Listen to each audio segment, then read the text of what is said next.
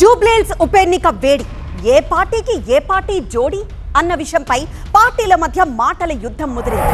Bypoll ప్రచారంలో కూడా BRS బీజేపీకి ఒక్కటేనని కాంగ్రెస్ ఆరోపిస్తే బీఆర్ఎస్ కాంగ్రెస్ జోడి అని బీజేపీ విమర్శిస్తోంది.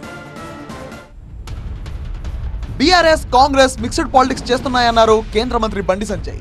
జూబ్లీహిల్స్ ఓటర్ల ప్రశ్నలకు సమాధానాలు చెప్పలేక బీఆర్ఎస్ కాంగ్రెస్ కు పరోక్షంగా మద్దతిస్తుందన్నారు. కాంగ్రెస్ టికెట్ పై పోటీ చేస్తున్న ఎంఐఎం అభ్యర్థిని ఓటర్లు ఓడించాలన్నారు సంజయ్. బీఆర్ఎస్ స్పీడ్ నుంచి పక్క జరిగింది, అవుట్ అయిపోయింది. బీఆర్ఎస్ స్పీడ్లో లేదు.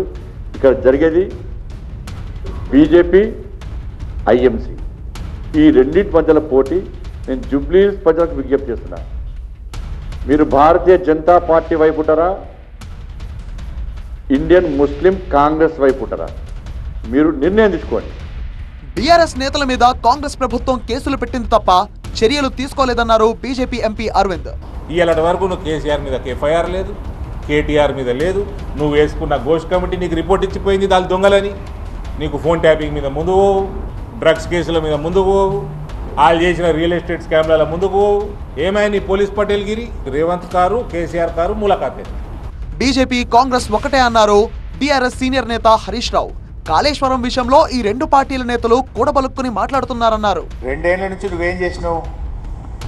నువ్వు ఎన్డీఎస్ఏ ఎంక్వైరీ అన్నావు, విజిలెన్స్ ఎంక్వైరీ అన్నావు, ఘోష్ కమిషన్ అన్నావు, ఏసీబీ అన్నావు, రకరకాలు పెట్టి 2 ఏళ్ల నుంచి వేధించినావు. ఎక్కడన్నా ఒక చిన్న తప్పు దొరకబెట్టినావా? ఇప్పుడు నయా నాటకం సిబిఐ పెట్టినావు. అసలు నిన్ను కదా ఓట్ ఫర్ నోట్ కేసులో ఇప్పటిదాకా నువ్వు స్టే తెచ్చుకొని నువ్వు ఈరోజు కోర్టును అడ్డం పెట్టుకొని ప్రాసిక్యూషన్ జరగకుండా ముందుకు పోతున్నావు. నీ మీద ఈడీ కేసు ఉంది, ఓట్ ఫర్ నోట్ కేసు. 5 ఏళ్ల కింద నీ మీద ఓట్ ఫర్ నోట్లో ఈడీ కేసు అయితే ఇప్పటిదాకా ఈడీ నిన్ను ఎందుకు అరెస్ట్ చేస్తలేదు? నీకు బీజేపీతో సంబంధం ఉంది కనుకనే నువ్వు ఇలాంటి మాటలు మాట్లాడుతున్నావు. నిన్ను ఈడీ ఎందుకు అరెస్ట్ చేయలేదు ఇప్పటిదాకా? ఓట్ ఫర్ నోట్ కేసులో నీ మీద ఈడీలో ఎఫ్ఐఆర్ ఉంది. Why ED is not arrested Revanth Reddy? They should answer both Kishan Reddy and Revanth. BRS BJP నేతలు అభివృద్ధి నిరోధకులుగా మారారన్నారు సీఎం రేవంత్ రెడ్డి. గత 10 సంవత్సరాలుగా వాళ్ళు చేసిన ప్రణాళికలు ఏంటివి, తెచ్చిందేందో, ఎక్కడ నిలబడి చర్చ చేద్దామన్నా నేను సిద్ధం. కేటీఆర్ను కిషన్ రెడ్డిని ఇద్దరిని కలిసినామని అడుగుతున్న బ్యాడ్ బ్రదర్స్ని ఇద్దరిని. ఈ నగరాన్ని అభివృద్ధి చేయాలంటే మాకు బీఆర్ఎస్ బీజేపీ ఎమ్మెల్యేలు ఎంపీలు అడ్డంకిగా మారినరు, చీడ పురుగుల్లాగా తయారైనరు. జూబ్లీహిల్స్ లో బీఆర్ఎస్ బీజేపీ మధ్య లోపాయికారి ఒప్పందం జరిగిందన్నారు మంత్రి పొన్నం ప్రభాకర్. బీఆర్ఎస్ తో కలిసిన బీజేపీకి డిపాజిట్ కూడా రాదన్నారు. ఇలా 2024లో మీ గెలుపుకు సహకరించినాడు కాబట్టి ఇలా మీరు ఆ శాసన సీట్లల్లో వాళ్లకు టీఆర్ఎస్కు లోపాయకారిగా సపోర్ట్ చేస్తూ ఉన్నారు అనే మాట మాట్లాడుతాను.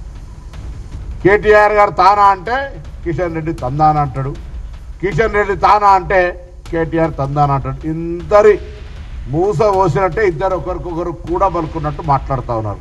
ఇది ప్రజలు గమనించాలి. అటేసిన ఓటు ఇటే, ఓటు ఇటేసిన అటే. ఈ సందర్భంలో సరే రాజకీయాలు నడుస్తూ ఉంటాయి, మేము కూడా మాట్లాడుతున్నాం, వాళ్ళు మాట్లాడుతున్నారు. ఒకటే ఒక ఛాలెంజ్ కిషన్ రెడ్డి గారు. పోయినసారి 25,000 వచ్చినాయి, ఈసారి ఆ నోట్లు తెచ్చుకోగలుగుతావా? లేకపోతే దేన్ని ఛాలెంజ్ చేస్తాం? ఓటు కూడా 6% వస్తే పోల్లా డిపాజిట్ వస్తుంది. మీకు ఆ విశ్వాసం ఉందా? స్థానిక ఎంపీవి కదా, ఎంపీగా ప్రాతినిధ్యం వహిస్తున్న కేంద్ర మంత్రివి కదా, డిపాజిట్ వస్తుందా?